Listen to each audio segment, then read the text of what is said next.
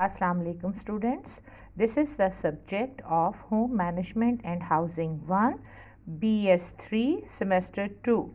Today we are going to discuss family income. Income is the stream of money, goods and services and also satisfaction that comes under the control of the family to be used by the family members to satisfy the needs and desires and to discharge obligations. The income, in simple words, we can say is the amount of money that a family gets after working for a specific period of time. Now, here are three types of family income: money income, real income, and psychic income. Money income is the purchasing power in rupees and pesos that goes into the family treasury in a given period of time.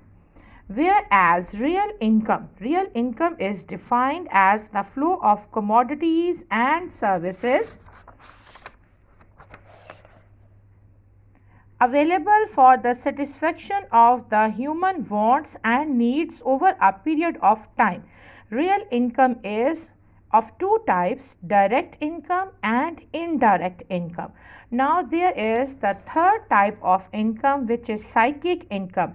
It is the flow of satisfaction received by the family during a given period of time through money and real income use.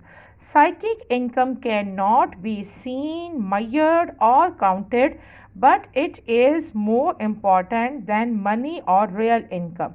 Thank you, students.